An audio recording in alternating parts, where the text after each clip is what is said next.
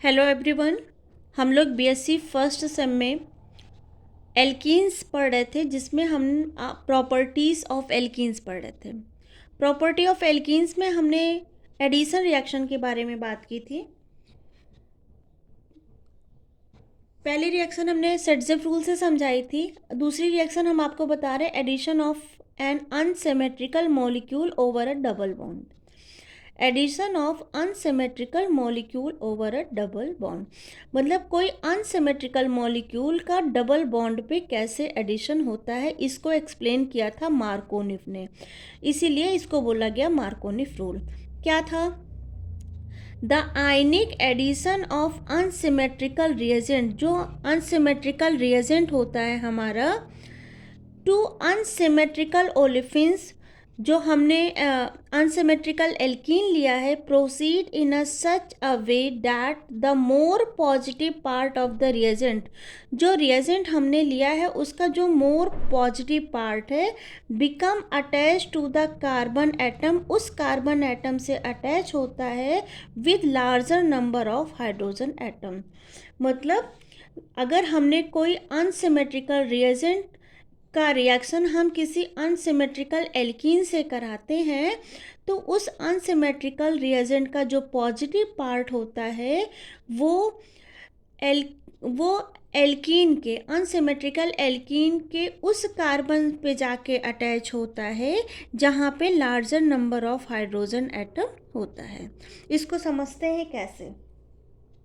देखो, मान लो अगर addition reaction, simple addition reaction क्या होती है, मान लो हमने कोई इथाइलिन लिया, कार्बन डबल बॉन्ड कार्बन वाला, और इसकी रिएक्शन हमने अनसिमेट्रिकल रिएजेंट हाइड्रोजन हैलाइड से कराया, तो क्या होगा, ये बॉन्ड टूटेगा, एक तरफ हाइड्रोजन और एक तरफ हैलाइड ग्रुप आके अटैच हो जाएगा। क्योंकि ये सिमेट्रिकल है तो कहीं हाइड्रोजन इस कार्बन पे भी आ सकता है, इस कार्बन पे, हैलाइड इस कार्बन पे भी आ सकता है और इस कार्बन पे भी। तो क्या बन सकता है हमारा CH3, और दूसरी साइड में हैलाइड ग्रुप आके अटैच हो गया, तो इसको बोलेंगे इथाइलिन और इसको बोलेंगे इथाइल हैलाइड। इसको बोलेंगे इथाइलिन और इसको बोलेंगे इथाइल हैलाइड। क्लियर? अब मान लो हम, जैसे ये तो सिमेट्रिकल था, अब हम अनसिमेट्रिकल एल्कीन ले लें। जैसे सपोज हमने लिया CH3 CH double bond CH2, इसके साथ हमने कोई हाइड्रोजन हैलाइड ले लिया। अब यहाँ पे दो पॉसिबिलिटी है। पहली पॉसिबिलिटी, ये डबल बॉन्ड टूटे, हैलाइड ग्रुप यहाँ जुड़ जाए और ये वाला हाइड्रोजन यहाँ जुड़ जाए। ठीक, पहली पॉसिबिलिटी हमने क्या लिखी, इस कार्बन से क्या जुड़ जाए, हैलाइड ग्रुप जुड़ जाए, और इस कार्बन से ये हाइड्रोजन जुड़ जाए। ठीक, दूसरी पॉसिबिलिटी हम क्या कर सकते हैं, ये बॉन्ड ब्रेक करें, यहाँ हाइड्रोजन को जोड़ दें और यहाँ पे हैलाइड जोड़ दें। दूसरी पॉसिबिलिटी हमारी क्या हो जाएगी, यहाँ हमने क्या जोड़ दिया, इस वाले कार्बन पे हाइड्रोजन जोड़ा तो ये CH2 हो गया, और किनारे वाले कार्बन पे हमने हैलाइड ग्रुप जोड़ दिया है। ठीक, अब देखो बेटा, ये जो बन रहा है, ये बन रहा है हमारा 2 halo alkane, 2 hello propane, sorry 3 carbon है ना, प्रोपेन बन रहा है, और यहाँ पे हमारा 1 हेलो, फर्स्ट पोजीशन पे हेलोजन ग्रुप लगा है, तो 1 हेलो प्रोपेन का फॉर्मेशन हो रहा है। ठीक है, अब पूछा जाता है इनमें से कौन सा सबसे ज़्यादा स्टेबल है। देखो, कार्बन की स्टेबिलिटी कहाँ से चेक की जाती है, डिग्री से, तो ये 2 डिग्री है और ये 1 डिग्री है। ये कंपाउंड हमारा क्या हो जाएगा, मोर स्टेबल होगा, और ये कंपाउंड लेस स्टेबल होगा।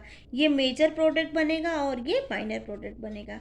इसी को एक्सप्लेन किया था मार्कोनिव ने। उन्होंने क्या बोला था कि positive part of the reagent, ये जो रिएजेंट है इसका जो पॉजिटिव पार्ट है, ये पॉजिटिव पार्ट है और ये नेगेटिव पार्ट है।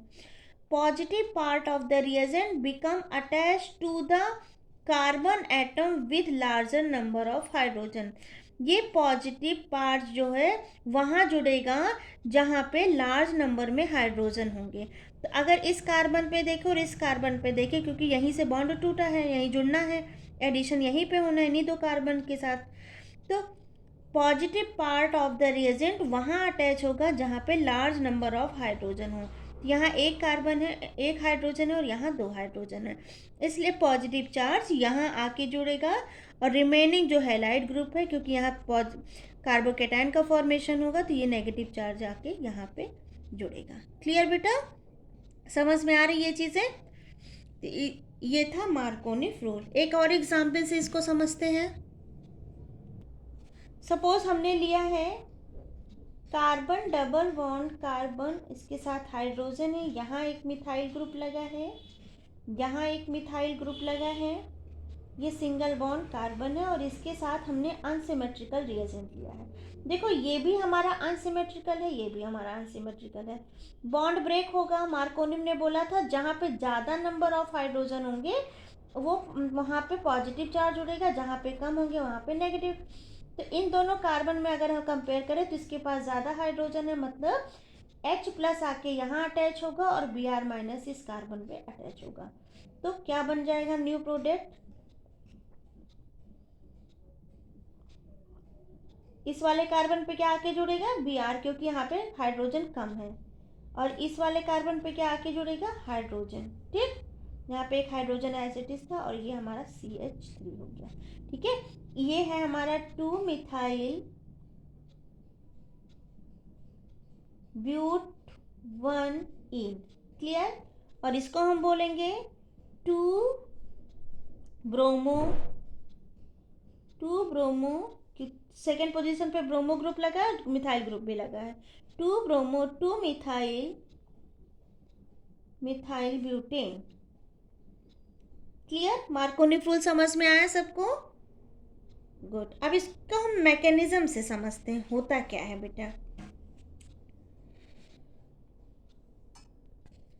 मैकेनिज्म हेडिंग डालते हैं और इसको समझाते हैं आप लोगों को। मैकेनिज्म इसकी देखो, ये हमारा कोई एल्कीन था अनसिमेट्रिकल। क्लियर? अब देखो ये कैसे बिहेव करता है, न्यूक्लियोफाइल की तरह बिहेव करेगा क्योंकि ये इलेक्ट्रॉन रिच स्पीसी है। मान लो यहाँ पे हमने एक अटैकिंग रिएजेंट ले लिया है, ठीक है, इस पे पार्शियली नेगेटिव और इस पे पार्शियली पॉजिटिव चार्ज आता है। अब ये कार्बन क्या है? इलेक्ट्रॉन रिच स्पीसी है, तो ये इस पॉजिटिव चार्ज वाले हाइड्रोजन पे क्या करेगा? अटैक करेगा। तो इसको हम बोलेंगे इलेक्ट्रोफिलिक अटैक। ठीक, जब ये इस पे अटैक करेगा तो हमारा ये स्पीसी कैसे बन जाएगा? अच्छा, ये अपने दोनों इलेक्ट्रॉन को इस हाइड्रोजन को दे रहा है, तो ये CH3 बन जाएगा। ये कार्बन हाइड्रोजन, यहाँ से दोनों इलेक्ट्रॉन शिफ्ट हो गए इस कार्बन पे, ठीक है, और ये इसने इसको डोनेट कर दिया, तो यहाँ पे कौन सा चार्ज आएगा? पॉजिटिव। यहाँ सिंगल बॉन्ड बनेगा और ये डबल बॉन्ड तो रहेगा, ये CH3 बन जाएगा। ठीक, अब क्या होगा? इंटरमीडिएट 2 डिग्री कार्बोनियम आयन, ये क्या है आपका? इंटरमीडिएट 2 डिग्री कार्बोनियम आयन है। देखो बेटा, ये सिंगल बॉन्ड में कन्वर्ट हो जाएगा क्योंकि यहाँ पे इसने अपने इलेक्ट्रॉन को इसके साथ अटैच कराया, हाइड्रोजन यहाँ पे आके अटैच हुआ है। अब ये जो आपका ये नेगेटिव चार्ज वाला हैलाइड है, ये क्या करेगा? इस कार्बन पे अटैक करेगा। जब इस कार्बन पे अटैक करेगा तो ये हमारा बन जाएगा CH, यहाँ पे आ जाएगा हैलाइड ग्रुप और यहाँ पे बन जाएगा CH3। क्लियर? ये बन जाएगा 2 हेलो प्रोपेन। तो ये थी इसकी क्या? मैकेनिज्म। यहाँ पे ये न्यूक्लियोफाइल की तरह अटैक करता है। अब यहाँ पे हम क्या लिख सकते हैं? न्यूक्लियोफाइल अटैक बाय Br, या फिर हैलाइड ग्रुप हम लिख सकते हैं इसको। तो इस तरह हम क्या बोल सकते हैं, जो मॉडर्न स्टेटमेंट आया मार्कोनिफ रूल का, उसको हम कैसे लिख सकते हैं? क्या कह सकते हैं? Modern statement of Markovnikov rule क्या था? In the ionic addition of an unsymmetrical reagent. जो अनसिमेट्रिकल रिएजेंट हमने लिया था, जैसे हाइड्रोजन हैलाइड लिया था, to a double bond the positive portion of the adding reagent become attach to the carbon atom. Positive part जो reagent का होता है वो किस कार्बन पे अटैच होता है, of the double bond so as to yield the more stable carbonium ion। मतलब जो पॉजिटिव पार्ट है रिएजेंट का वो ऐसे कार्बन पे जाके अटैच हो जिससे हमें एक स्टेबल कार्बोनियम आयन मिले। क्लियर? क्या लिखा है? In the ionic addition of unsymmetrical reagent to a double bond the positive portion of adding reagent become attach to the carbon. उस कार्बन से अटैच होता है atom of the double bond so as to yield, जिससे हमें मिल जाए क्या, the more stable carbonium ion, जिससे हमें मोर स्टेबल कार्बोनियम आयन मिल जाए। अब हम पढ़ते हैं एंटी मार्कोनिव एडिशन, इसको बोलते हैं परऑक्साइड इफेक्ट। अब हम पढ़ते हैं एंटी मार्कोनिव एडिशन, जिसको हम बोलते हैं परऑक्साइड इफेक्ट। देखो इसमें होता क्या है बेटा, ये रिएक्शन जो होती है परऑक्साइड की प्रेजेंस में होती है। परऑक्साइड को हम कैसे लिख सकते हैं, जहाँ पे ऑक्सीजन ऑक्सीजन सिंगल बॉन्ड में जुड़ा होता है उसको हम परऑक्साइड बोलते हैं। ठीक, ये मार्कोनिव रूल का जस्ट अपोजिट होता है और इसमें कई स्टेप्स इन्वॉल्व होते हैं। जैसे फर्स्ट स्टेप इसमें जो होता है आपका, फर्स्ट स्टेप जो होता है वो होता है चेन इनिशिएशन स्टेप, इसको बोलेंगे जो चेन को स्टार्ट करता है। और चेन इनिशिएशन स्टेप में अगर कोई रिएक्शन किसी चेन को स्टार्ट करती है तो वो चेन इनिशिएशन स्टेप में फ्री रेडिकल स्टेप कहलाता है। इस स्टेप में क्या होता है, ये जो परऑक्साइड है, जो परऑक्साइड रिएजेंट हमने लिया है, वहाँ मार्कोनिम में हम अनसिमेट्रिकल नॉर्मल रिएजेंट लेते थे, यहाँ हम परऑक्साइड रिएजेंट लेते हैं। ये क्या करता है, ये यहाँ से बॉन्ड को ब्रेक कर देता है। जब यहाँ से बॉन्ड को ब्रेक करेगा तो एक इलेक्ट्रॉन यहाँ और एक इलेक्ट्रॉन यहाँ चले जाएंगे। तो हम कैसे लिख सकते हैं, RO free radical plus RO free radical. Clear? तो यहाँ परऑक्साइड से क्या मिल रहा है, एलॉक्सी रेडिकल।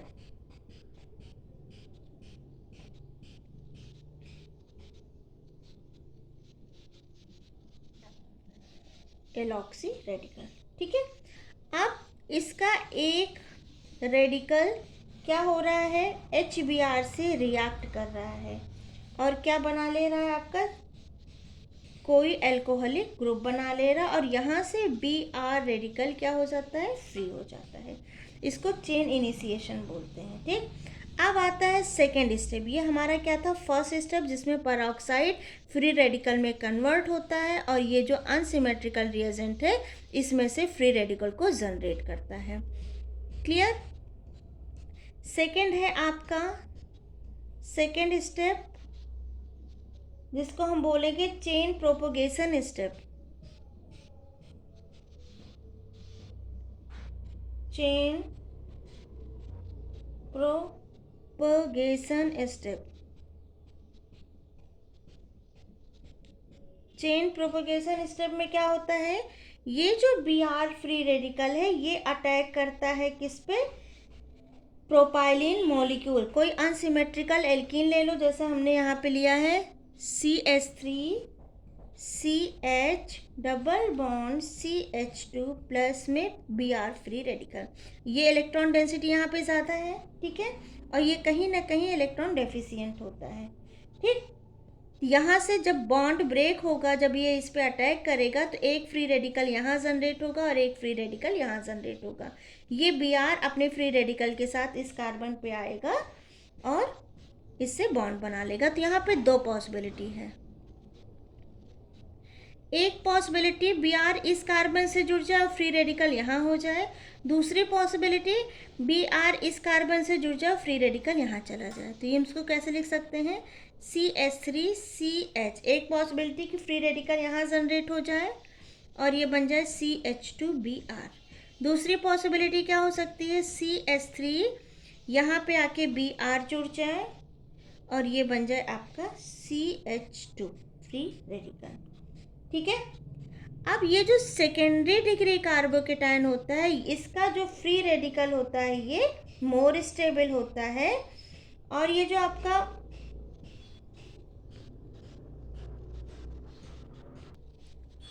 आपका प्राइमरी डिग्री फ्री रेडिकल है ये लेस स्टेबल होता है। तो हम क्या लिख सकते हैं यहाँ पे, 2 डिग्री फ्री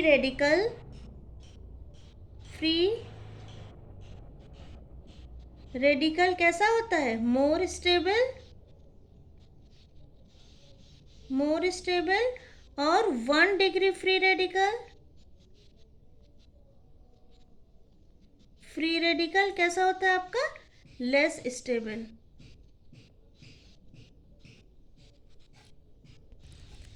देखो Br यहाँ पे जुड़ रहा है, और यहाँ पे प्राइमरी कार्बन पे है, यहाँ पे सेकेंडरी कार्बन पे है, लेकिन जो फ्री रेडिकल बन रहा है यहाँ पे सेकेंडरी डिग्री पे है और यहाँ पे प्राइमरी डिग्री पे है। तो सेकेंडरी डिग्री वाला फ्री रेडिकल मोर स्टेबल होता है कंपेयर टू प्राइमरी डिग्री वाले फ्री रेडिकल से। अब क्या होता है, अब एक और HBr मॉलिक्यूल आएगा। ठीक है, अब ये जो हमारा फ्री रेडिकल बना है CH3, इसको बोलेंगे चेन प्रोपगेशन स्टेप। इसमें क्या होता है, CH3 CH CH2 Br, यहाँ पे फ्री रेडिकल था। अब ये दूसरे रिएजेंट से HBr से रिएक्ट करेगा। जब ये HBr से रिएक्ट करेगा तो ये H यहाँ पे आके अटैच हो जाएगा और Br फ्री रेडिकल का फॉर्मेशन करेगा। CH3 यहाँ पे एक हाइड्रोजन इस हाइड्रोजन पे जाके अटैच हो जाएगा, तो ये क्या बन जाएगा आपका CH2, फिर CH2Br, प्लस में एक Br फ्री रेडिकल इसका जनरेशन होगा। ठीक है, इसी परऑक्साइड इफेक्ट की वजह से जब जो हमारा HBr है, अब वो अपोजिट, मतलब पहले जब मार्कोनी रूल हम पढ़ रहे थे तो वहाँ पे जब रिएजेंट अटैक कर रहा था तो सेकेंडरी पोजीशन पे Br जुड़ रहा था और हाइड्रोजन वहाँ पे जुड़ रहा था जहाँ पे मोर हाइड्रोजन हो। मतलब जो सेकेंडरी डिग्री वाले कार्बन थे मार्कोनी रूल के अकॉर्डिंग वो ज़्यादा स्टेबल थे कंपेयर टू प्राइमरी डिग्री वाले।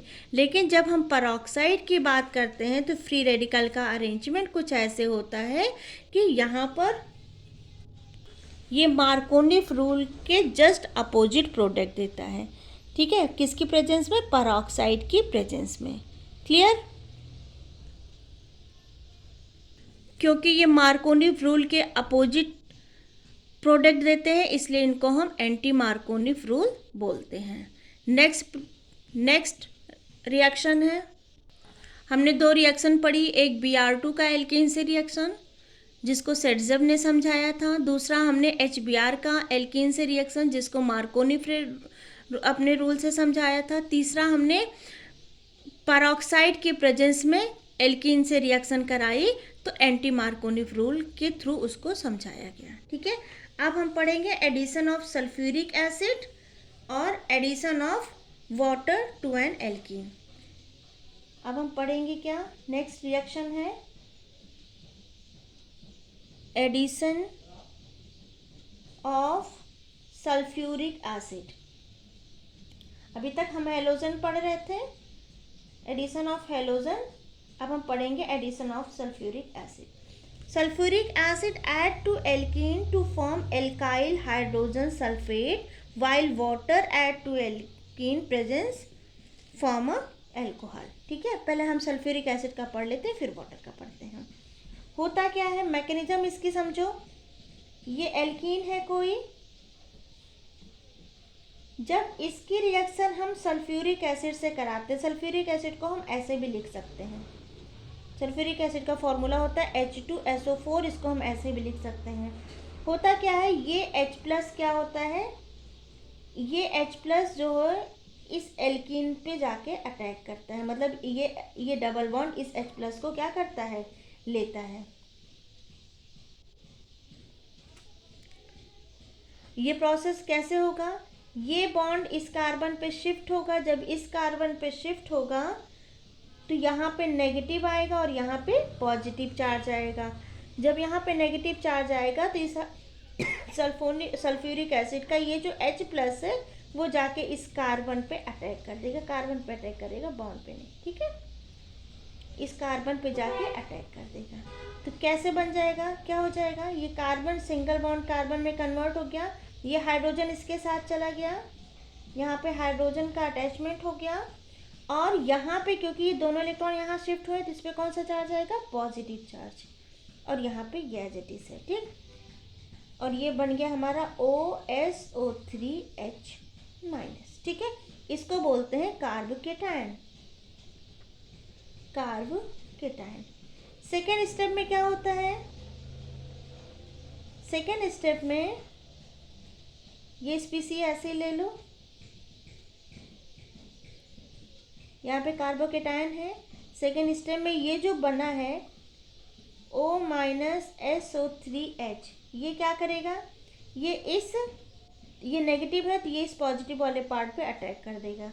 तो क्या बन के तैयार हो जाएगा, यहाँ पे हाइड्रोजन अटैच हुआ है, यहाँ इस कार्बन पे क्या हो जाएगा हमारा, ये जो बचा था आयन OSO3H, इसको बोलेंगे एल्काइल हाइड्रोजन सल्फेट, ठीक। एक मैकेनिज्म और बची है, mechanism of addition of water to an alkene, उसको मैं नेक्स्ट उसमें समझाती हूँ, नेक्स्ट वीडियो में। आई होप आपको ये लेक्चर समझ में आया होगा। Thank you.